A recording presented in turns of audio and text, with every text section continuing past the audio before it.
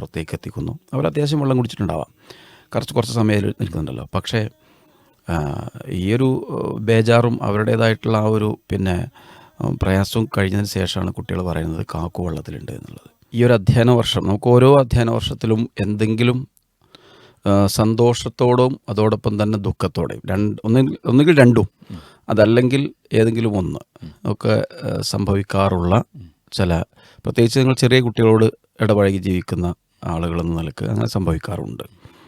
മിക്കവാറും ഒക്കെ സന്തോഷത്തിൻ്റെതായിരിക്കാം ഓർമ്മകളൊക്കെ ഉണ്ടാവാറുള്ളത്. പക്ഷേ രക്ഷിതാക്കളുടെ ഒരു ചെറിയ ഒരു അശ്രദ്ധ കാരണമോ അതല്ല എങ്കിൽ വേണ്ടത്ര ഒരു കെയർ കൊടുക്കാത്തതിൻ്റെ വിഷയത്തിലോ ഒക്കെ സംഭവിക്കാവുന്ന അപകടങ്ങളോ തീർത്താൽ നമുക്ക് പിന്നെ തീരാത്ത പ്രയാസങ്ങളൊക്കെ ഉണ്ടാകാവുന്ന വിഷയങ്ങളുണ്ടാകും. ഞാൻ ഈ ഒരു സമയത്ത് പറയാനുള്ള കാരണം ഇനി വെക്കേഷൻ വരികയാണ്. മിക്കവാറും LP തലം മുതൽ 10ാം ക്ലാസ് വരെയുള്ള കുട്ടികൾക്ക് ഇനി 2 മാസത്തെ അല്ലെങ്കിൽ 10ാം ക്ലാസ് കഴിഞ്ഞ പിന്നെ 3 മാസത്തെ ഒക്കെ വെക്കേഷനിലേക്ക് പോവുകയാണെങ്കിൽ, അപ്പം സ്വാഭാവികമായിട്ടും ഇപ്പോൾ നമ്മുടെ കാര്യങ്ങൾ നിർണ്ണയിക്കുന്നത് നമ്മളല്ല, നമ്മുടെ കൈകളിലുള്ള മൊബൈലുകളാണ്. നമ്മൾ എന്ത് ചെയ്യണം, എവിടെ പോകണം, ഏത് കാര്യം തീരുമാനിക്കണം എന്നൊക്കെ നമുക്ക് അറിയിച്ചു തരുന്നത് നമ്മുടെ കൈകളിലുള്ള മൊബൈലിൽ നേരത്തെ പറഞ്ഞതുപോലെ റീലുകളാണ്. അപ്പോൾ നമുക്കും അവിടെ പോവാം എന്നൊരു വാശിക്ക് പുറത്തോ അല്ലെങ്കിൽ ആഗ്രഹത്തിന് പുറത്തോ നിർബന്ധത്തിന് പുറത്തോ ഒക്കെ രക്ഷിതാക്കളോ ഒക്കെ പറയും. അങ്ങനെ പോകുന്നതിനോ എടുക്കുന്നതിനോ ചെയ്യുന്നതിനോ ഒന്നും തടസ്സങ്ങളില്ല. നമുക്ക് അനുവദിക്കപ്പെട്ട കാര്യങ്ങൾ ചെയ്യാം, നല്ലതാണ്. പക്ഷേ ഇവിടെ ഇനി സംഭവിക്കാൻ പോകുന്നത് ഇനി ഇപ്പം നേരത്തെ നമ്മൾ പറഞ്ഞത് മഴയാണ്. ഇനി ഇവിടുന്ന് അങ്ങോട്ട് കേരളത്തിൻ്റെ സാഹചര്യം മഴയിലേക്ക് നീങ്ങുകയാണ്, വെക്കേഷൻ തുടങ്ങുകയാണ്. അപ്പം ഒരു ചെറിയ അബദ്ധം അല്ലെങ്കിൽ ചെറിയൊരു അശ്രദ്ധ ഞങ്ങളുടെ സ്കൂളിൽ ഇപ്പോൾ സംഭവിച്ചത് ഞങ്ങളുടെ നാടിനെ തന്നെ വളരെ ദുഃഖത്തിലാഴ്ത്തിയ ഒരു സംഭവം ഉണ്ടായി. കുട്ടികളുമായി തൊട്ടപ്പുറത്തുള്ള അയൽവാസികളുമായി ഞങ്ങളെ സ്കൂളിലൊരു മുതിർന്ന ഞങ്ങളെ സ്കൂൾ ലീഡർ തന്നെ ഐമൻ ഗഫൂർ എന്നാണ് അവൻ്റെ പേര്. അവരെല്ലാം കൂടെ ഒരു പുഴവക്കിലേക്ക് പോകുന്നു. ഇന്നത്തെ സാഹചര്യത്തിൽ അവർ ഒരു വീഡിയോ അല്ലെങ്കിൽ അങ്ങനെ എന്തെങ്കിലുമൊക്കെ ആഗ്രഹിച്ച് തന്നെ ആയിരിക്കാം പോയിട്ടുണ്ടാവാം. അവർ പോകുന്നു, ഉമ്മയുണ്ട്, മക്കളുണ്ട്, അവരുടെ കുടുംബത്തിൻ്റെ അല്ലെങ്കിൽ ആ ഒരു അയൽവാസികളെല്ലാവരും ഉണ്ട്, എല്ലാവരും കൂടെ പോകുന്നു. ആ ഒരു ഇതിൻ്റെ ഒരുക്കപ്പാടുകൾ ചെയ്യുന്നതിനിടയിൽ എപ്പോഴോ ഇവൻ്റെ അനിയനും അതുപോലെ തന്നെ തൊട്ടപ്പുറത്തുള്ള അവൻ്റെ അയൽവാസി കുട്ടിയും വെള്ളത്തിൽ വീഴുന്നു. ചെറിയ വെള്ളക്കെട്ടാണ്, വെള്ളത്തിൽ വീഴുന്നു. ഈ കുട്ടികളെ രക്ഷപ്പെടുത്താൻ വേണ്ടിയിട്ട് ഐമൻ അതിലേക്ക് ചാടുന്നു. ഇവനെ രണ്ടുപേരും കൂടി പിടിച്ച് അവനും കൂടെ രക്ഷപ്പെടാൻ പറ്റാത്ത രൂപത്തിൽ വെള്ളത്തിലേക്ക് ആഴ്ന്നു പോകുന്നു. എപ്പോഴോ ജീവൻ്റെ തുടിപ്പ് എന്ന് പറഞ്ഞല്ലോ, ഒരു അതിൻ്റെ ഒരു അള്ളാഹു നിശ്ചയിച്ചൊരു കാരണമായിരിക്കാം. ഈ 2 കുട്ടികളിൽ ഒരാൾ വെള്ളത്തിൽ കൈയിട്ടടിക്കുന്നത് ദൂരെ നിന്ന് ഒരു ജോലിക്കാരൻ കാണുന്നു. അവർ രണ്ടുപേരും ഓടി വരുന്നു, ഈ 2 കുട്ടികളെയും വലിച്ച് പുറത്തേക്ക് എത്തിക്കുന്നു. അവർ അത്യാവശ്യം വെള്ളം കുടിച്ചിട്ടുണ്ടാവാം, കുറച്ച് സമയം നിൽക്കുന്നുണ്ടല്ലോ. പക്ഷേ ഈ ഒരു ബേജാറും അവരുടേതായിട്ടുള്ള ആ ഒരു പ്രയാസവും കഴിഞ്ഞതിന് ശേഷമാണ് കുട്ടികൾ പറയുന്നത് കാക്കു വെള്ളത്തിലുണ്ട് എന്നുള്ളത്. ഐമൻ അപ്പോഴേക്ക് സമയം കഴിഞ്ഞിരുന്നു. പക്ഷേ അവർ ചാടി വെള്ളത്തിലേക്ക് എടുത്ത് ചാടി കുട്ടിയെ പൊക്കിയെടുത്തപ്പോഴേക്ക് അവൻ ഏകദേശം ഒരു മൃതപ്രായനായിരുന്നു. നമ്മളെ പെരിന്തൽമണ്ണ മൗലാന ഹോസ്പിറ്റലിൽ എത്തിയപ്പോഴേക്കും അള്ളാഹു അവനെ തിരിച്ചു വിളിച്ച ആ ഒരു മരണത്തിലേക്ക് എത്തിയ ആ ഒരു അവസ്ഥയുണ്ടായത്. ഞങ്ങളുടെ സ്കൂള് എന്ന് മാത്രമല്ല നാട്ടിലെ തന്നെ ഏറ്റവും മിടുക്കനായ അവൻ്റെ പ്രായക്കാർക്ക് മാതൃകായോഗ്യനായ എല്ലാ കാര്യങ്ങളിലും, അവൻ്റെ പഠനത്തിലാവട്ടെ, അവൻ്റെ കലകൾ, പ്രസംഗം, അതുപോലെ തന്നെ അങ്ങനെയുള്ള കലകളാവട്ടെ, ഫുട്ബോളാവട്ടെ, കളികളാവട്ടെ, അവൻ തൊട്ടതെല്ലാം പൊന്നാക്കുന്ന എന്നൊക്കെ പറയില്ല നമ്മൾ, അങ്ങനത്തെ ഒരു കുട്ടിയാണ് ഞങ്ങൾക്ക് നഷ്ടപ്പെട്ടത്.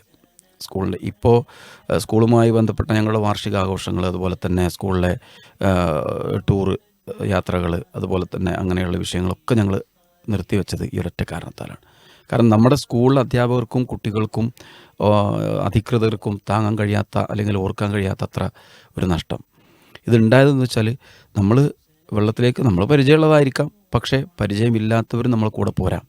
ഇപ്പോൾ ഉമ്മയുടെ വീട്ടിലേക്കോ അമ്മായിയുടെ വീട്ടിലേക്കോ ഒക്കെ വിരുന്ന് പോയതിന് ശേഷം അതിൻ്റെ സമയമാണ്.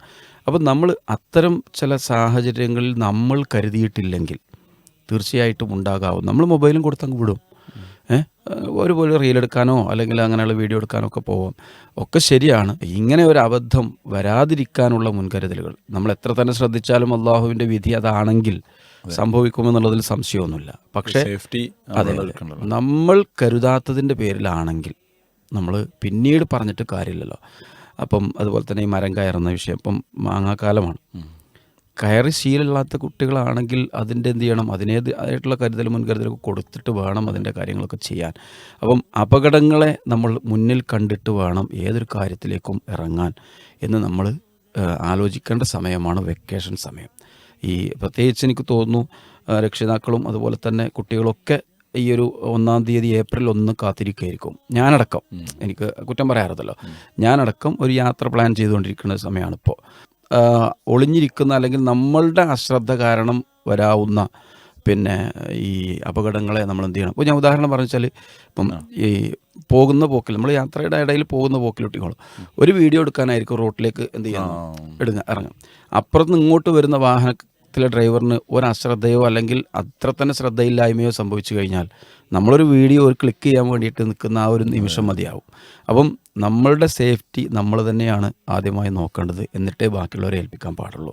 അപ്പോൾ കുട്ടികളെയും ആ ഒരു ബോധവൽക്കരണം തീർച്ചയായിട്ടും സ്കൂളുകളിൽ നിന്നുണ്ടാവണം, വിദ്യാലയങ്ങളിൽ നിന്നുണ്ടാവണം. അതോടൊപ്പം തന്നെ വീടുകളിൽ നിന്ന് അതിനെക്കുറിച്ചുള്ള ബോധവൽക്കരണം കുട്ടികൾക്ക് കൊടുക്കണം.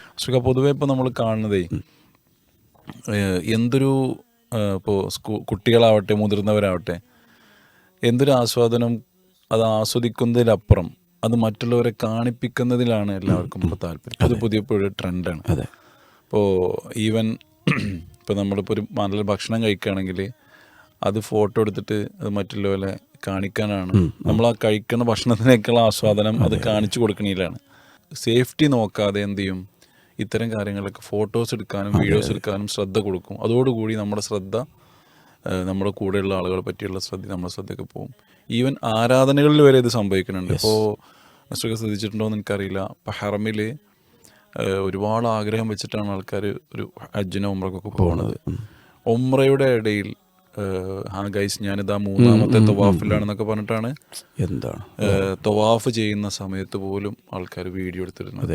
ഇങ്ങനത്തെ ഒരു കാലഘട്ടത്തിൽ സ്വയം നമ്മൾ അത് ആസ്വദിക്കുന്നതിനപ്പുറം മറ്റുള്ളവരെ കാണിപ്പിക്കുന്ന വ്യഗ്രത കാണിക്കുമ്പോൾ ഇത്തരം നഷ്ടങ്ങൾ സംഭവിക്കുന്നുള്ളൊരു മെസ്സേജ് തീർച്ചയായിട്ടും ഇതിനോട് ആരാധനകളിലാവുമ്പോൾ ആരാധനയുടെ മൂല്യം നഷ്ടപ്പെടും അല്ലേ, അതിൻ്റെ ഒരു കാമ്പും ഇല്ലാതെയാവും. ഒപ്പം നമുക്ക് വേറെ കുറേ പ്രശ്നങ്ങളുണ്ടാവും. ഏതായാലും നിങ്ങൾ പറഞ്ഞപ്പോൾ യാത്ര എന്നുള്ളത് വരാതിരിക്കണമെന്ന് പിടിച്ചു നിർത്തിയോണ്ടാണ് ഞാൻ ആ ഒരു ഭാഗത്തേക്ക് പോയത്. എന്നാലും അതിൽ യാത്ര കയറി വന്നു. അതിലിനി സാരല്ല, ഞാൻ ഇനി പിന്നെ ഇൻഷാ അല്ലാഹ് നമുക്ക് അടുത്ത കുറച്ച് അനുഭവങ്ങൾ ഇങ്ങനെ പോകുമ്പോൾ യാത്ര മറന്നോളൂ. ഈ ഒരു വെക്കേഷനിൽ നിങ്ങളെ യാത്ര എങ്ങനെ ഡ്രോപ്പ് ഔട്ട് ചെയ്യാൻ പറ്റും എന്നാണ് ഞാൻ ഇൻഷാ അല്ലാഹ് നോക്കാം. ഇൻഷാ അല്ലാഹ്.